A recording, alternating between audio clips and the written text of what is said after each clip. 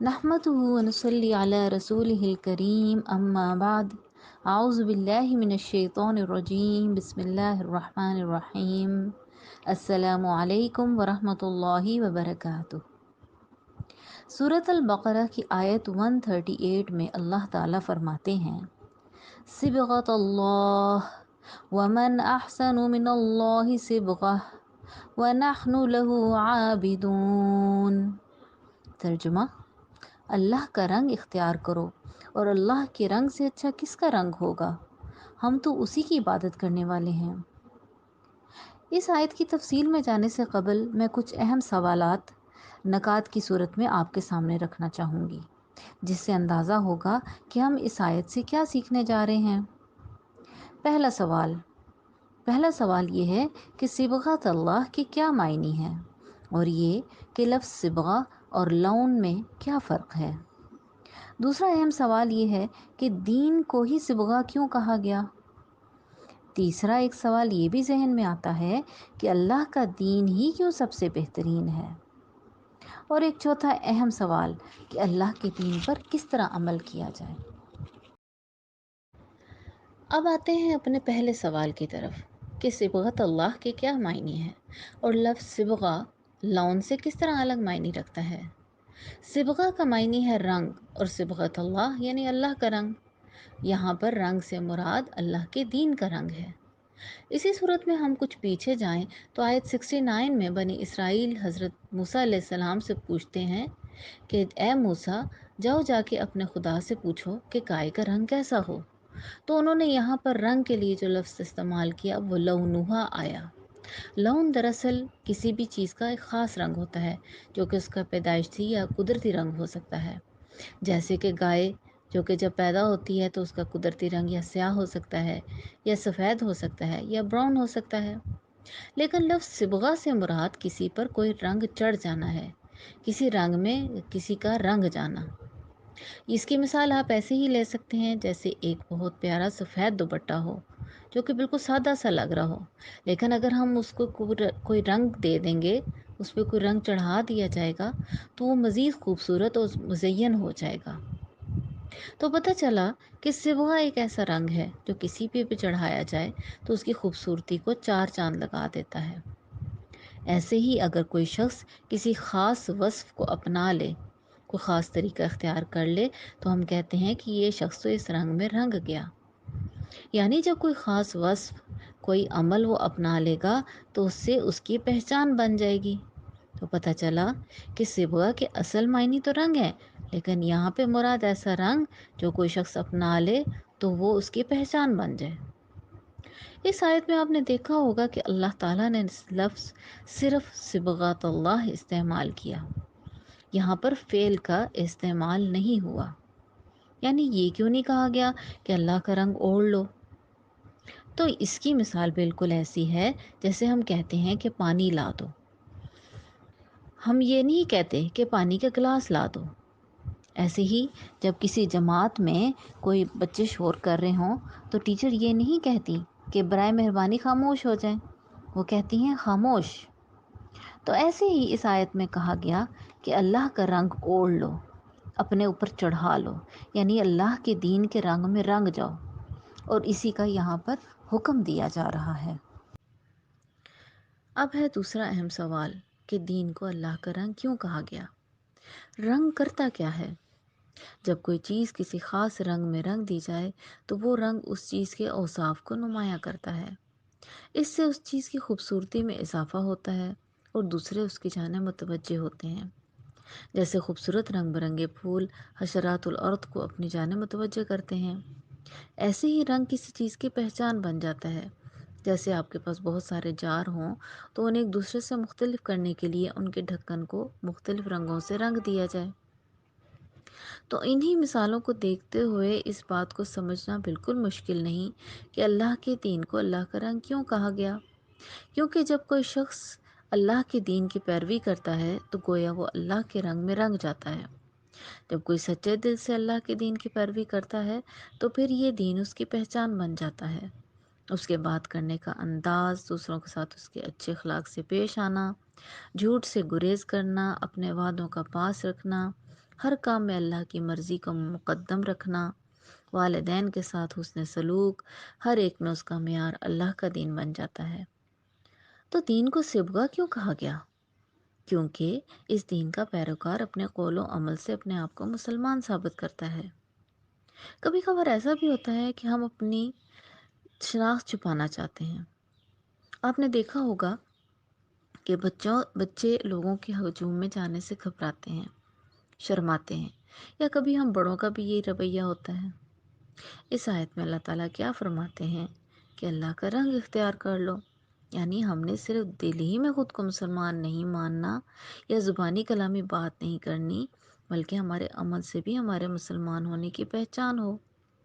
اللہ کے دین کا رنگ ہماری پہچان بنے، جیسے کسی پھول یا کسی چیز کا رنگ اس کی پہچان بن جاتا ہے۔ اللہ تعالیٰ نے اسی صورت کی آیت نمبر 128 میں فرمایا، اے لوگو جو ایمان لائے ہو، اسلام میں پورے کے پورے داخل ہو جاؤ۔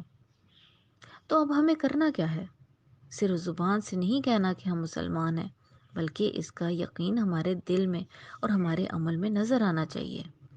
ہم جہاں بھی رہتے ہوں، جس حال میں بھی رہتے ہوں، اللہ کے اس دین کو بالکل نہیں چھپانا۔ اب یہاں پر ایک اور اہم وجہ بھی ہے کہ اللہ کے دین کو صبغۃ اللہ کیوں کہا گیا۔ جیسے کوئی رنگ کسی کپڑے پر چڑھا دیا جائے تو وہ اس کا حصہ بن جاتا ہے، ایسے ہی دین کو ایک مومن کی زندگی کا حصہ بن جانا چاہیے، چاہے کیسے بھی حالات ہوں، اللہ کے دین کا راستہ بالکل نہیں چھوڑنا۔ اب آتے ہیں سوال نمبر 3 کی جانب کہ کس کا مذہب یا کون سا مذہب سب سے بہتر ہے؟ اس کا جواب کیا ہوگا؟ کوئی بھی مذہب اللہ کے دین سے بہتر ہرگز نہیں ہو سکتا۔ ایسا کیوں ہے؟ پہلی بات تو یہ کہ اللہ کا دین، دین اسلام ہی مکمل ہے۔ سورۃ المائدہ کی آیت نمبر 3 میں اللہ تعالیٰ فرماتے ہیں کہ آج کے دن میں نے تمہارے لیے تمہارا دین مکمل کر دیا، تم پر اپنی نعمت تمام کر دی اور تمہارے لیے اسلام کے دین ہونے پر رضامند ہوا۔ تو اس سے پتہ چلا کہ دین اسلام ہی اللہ کا پسندیدہ ترین دین ہے۔ اسلام زندگی کے تمام پہلوؤں کا احاطہ کرتا ہے، سونے اٹھنے کے طریقے، کھانے پینے کے آداب، دوسروں سے معاملات، ذریعے معاش کے طریقے کیا ہونے چاہیے۔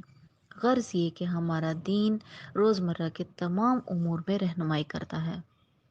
ایک اور اہم بات کہ اسلام ہی کیوں بہترین دین ہے، کیونکہ یہ اللہ تعالیٰ ہی کی جانب سے ہے، اور اللہ تعالیٰ وہ ذات کریمی ہے جو ہمارا خالق ہے، مالک ہے، جو ہمارے بارے میں سب کچھ جانتا ہے، جو جانتا ہے کہ ہمارے لیے کیا بہتر ہے اور کیا غلط۔ تو پھر کون ہمیں اللہ سے بہتر رہنمائی دے سکتا ہے؟ اسلام ایک ایسا ہمہ جہت دین ہے جو سب سے زیادہ قابل عمل ہے۔ اس کی مثال یوں دی جا سکتی ہے کہ جب کوئی شخص فوت ہو جاتا ہے تو دوسرے مذاہب کا طریقہ کیا ہوتا ہے؟ کوئی تو ان کو جلا دیتے ہیں، کوئی ایک لمبے عرصے تک ان کو پریزرو کر دیتے ہیں، اور کچھ جو ہیں ان کو زمین کے اوپر ہی رکھ کے تو وہیں پر کوئی نہ کوئی گھر بنا دیتے ہیں۔ دین اسلام میں میت کو سفید کفن پہنا کر جنازہ ادا کر دیا جاتا ہے اور پھر میت کو دفنا دیا جاتا ہے۔ ایسے ہی دوسروں پر خرچ کرنے کے بارے میں حکم ہے کہ زکوٰۃ ادا کریں، جو کہ سالانہ آمدنی پر صرف 2.5% بنتی ہے۔ دراصل اسلام نے لوگوں کی زندگیاں آسان کی اور ہر اس عمل کو باطل قرار دے دیا جو لوگوں پر بوجھ بنے یا جس سے زندگی مشکل ہو جائے۔ اس کی مثال ایسے دی جا سکتی ہے کہ چور کی سزا ہاتھ کاٹنا رکھی گئی تاکہ لوگوں کی جان و مال محفوظ رہیں، اور اس کے اندر ایسا خوف آئے کہ وہ ایسی حرکت کرنے کے بارے میں سوچے بھی نہ۔ تو پھر ہم نے کیا نتیجہ اخذ کیا کہ اللہ کا دین ہی کیوں سب سے بہتر ہے؟ تو جواب یہ ہے کہ یہ ایک مکمل دین ہے، سب سے زیادہ قابل عمل ہے اور لوگوں کی زندگیاں آسان بنانے والا ہے۔ اللہ تعالیٰ ہمیں اپنے دین پر عمل کرنے کی بھرپور توفیق دے، آمین ثم آمین۔ اب آتے ہیں اپنے چوتھے سوال کی طرف کہ اللہ کے دین پر عمل کیسے کیا جائے۔ مجھے امید ہے کہ آپ کے ذہن میں ایک لسٹ ہوگی کہ میں اس طرح سے اللہ کے دین پر عمل کروں گی، جو کہ ایک بہت اچھی چیز ہے۔ لیکن کیا آپ جانتی ہیں کہ اللہ کے دین پر عمل کرنے میں سب سے معاون کیا چیز ہے؟ وہ ہے تقویٰ۔ جی ہاں، تقویٰ۔ تقوی کے معنی ہے ڈرنا۔ جب انسان اللہ کا ڈر اختیار کرے تو یہ تقوی ہے۔ جب انسان اپنے ہر عمل کو کرتے ہوئے اللہ کی رضا یا ناراضگی کا سوچے تو یہ تقوی ہے۔ جب کوئی اپنے ذہن میں یہ سوچے کہ میرے دل و دماغ کی باتیں بھی اللہ کی ناراضگی والی نہ ہوں تو یہ تقوی ہے۔ ایسا شخص گناہوں سے حتی الامکان بچنے کی کوشش کرتا ہے۔ دوسرے الفاظ میں تقوی کا مطلب ہے اپنے آپ کو جہنم کی آگ سے بچانے کی کوشش کرنا۔ تو اب ہمیں کرنا کیا ہے کہ ہمارے اندر تقوی زیادہ سے زیادہ رہے؟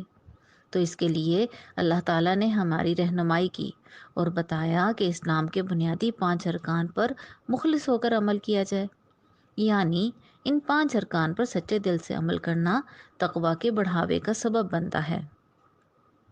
سب سے پہلے شہادہ پر بات کرتے ہیں۔ شہادہ کیا ہے؟ شہادہ یہ ہے کہ گواہی دینا کہ اللہ کے سوا کوئی معبود نہیں اور یہ کہ حضرت محمد صلی اللہ علیہ وسلم اللہ کے رسول ہے۔ دراصل یہ شہادہ ہمیں لوگوں کے بنائے ہوئے چھوٹے چھوٹے اصولوں، جھوٹے اصولوں اور باطل معبودوں سے آزاد کرتا ہے۔ ایسے ہی نماز، زکوٰۃ، روزے اور حج سب مل کر تقوی کو مومن میں بڑھاوا دیتے ہیں۔ ہم روزانہ دن میں 5 بار اپنے روزمرہ کے کاموں کو روک کر نماز کا اہتمام کرتے ہیں اور اپنے رب کی طرف متوجہ ہوتے ہیں۔ تو نماز کیا کرتی ہے؟ وہ ہماری حسیات کو اللہ کی جانب متوجہ کرتی ہے کہ ہمارا رب ہمیں دیکھ رہا ہے۔ اس کا نتیجہ کیا ہوتا ہے کہ نماز پڑھنے کا ثمر ہمیں اپنے روزمرہ کے کاموں میں نظر آنے لگتا ہے، ہمارے کاموں میں برکت آتی ہے اور ہم برائی اور فحاشی سے شعوری طور پر بچنے کی کوشش کرتے ہیں۔ ایسے ہی سال میں 1 بار اپنے مال کا حساب کر کے اس پر زکوٰۃ ادا کرنا، یہ ہمارے مال کو پاک کرتا ہے اور دلوں سے مال کی محبت اور لالچ کو کم کرتا ہے۔ ایسے ہی رمضان، اس میں کیا ہوتا ہے کہ روزہ تو ہے ہی مکمل اللہ کے ساتھ کیا ہوا معاہدہ کہ اپنے آپ کو اللہ کی رضا کے لیے ہر حلال چیز سے بھی روکنا، اور آخر میں حج کہ ہم زندگی میں 1 بار حج پر جاتے ہیں جہاں حضرت ابراہیم علیہ السلام کی سنت کو تازہ کیا جاتا ہے۔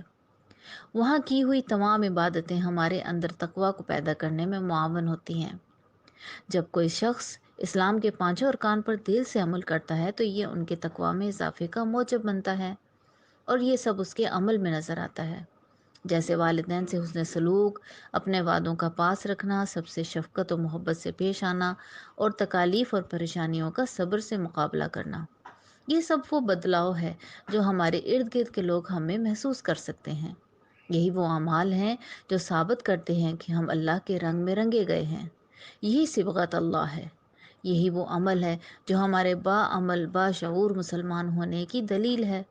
آخر میں یہی کہنا چاہوں گی کہ اللہ تعالیٰ ہمارے ایمان و یقین کی حفاظت کرے، اسے قبول کر لے اور ہماری مدد کرے کہ ہم اللہ کے رنگ میں رنگ جائیں۔ آمین۔